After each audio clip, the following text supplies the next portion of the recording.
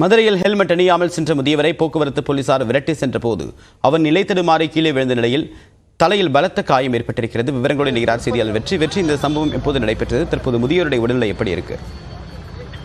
தேவப்பிரியன், மதுரை பழங்கானத்தம் ரவுண்டானா பகுதியில் வழக்கமான வாகன சோதனையில் போக்குவரத்து போலீசார் ஈடுபட்டுக் கொண்டிருந்தார்கள். ஹெல்மெட் அணியாதவரிடம் அபராதம் வசூலிக்கக்கூடிய பணி நடைபெற்றுக் கொண்டது. அப்போது அந்த வழியாக ஹெல்மெட் அணியாமல் சென்ற ஒரு 50 வயது மதிக்கத்தக்க ஒரு முதியவர் ஒருவர் அந்த வழியாக சென்றிருக்கிறார். அப்போது சென்றவர் ஹெல்மெட் அணியாமல் செல்கிறார் என்பதை கவனித்த போக்குவரத்து காவலர் கார்த்திக் என்பவர் அவரை விரட்டி சென்றிருக்கிறார். விரட்டி சென்ற போது அந்த முதியவர் நிலை தடுமாறி சாலையில் விழுந்து அவருடைய தலையில் பலத்த காயம் ஏற்பட்டிருக்கிறது.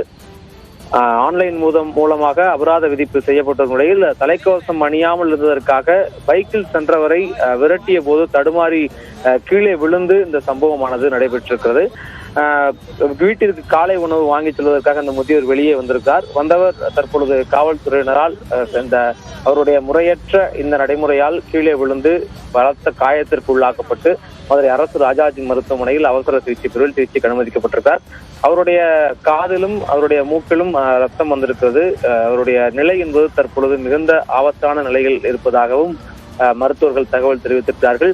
தொடர்ந்து அவருக்கான தீவிர சிகிச்சை என்பது அளிக்கப்பட்டுக் கொண்டிருக்கிறது. முதியவர் இது போன்ற ஒரு நிலைக்கு உள்ளாக்கப்பட்டதற்கு காரணம் அங்க பணியில் இருந்த போக்குவரத்து காவலர் கார்த்திக் என்பவர் அவர் முதியவர் விரட்டி செல்லும்போது அவருடைய இருசக்கர வாகனத்தை அவருடைய காலால் எட்டி உதைத்ததாக குற்றச்சாட்டு முன்வைக்கப்படுகிறது.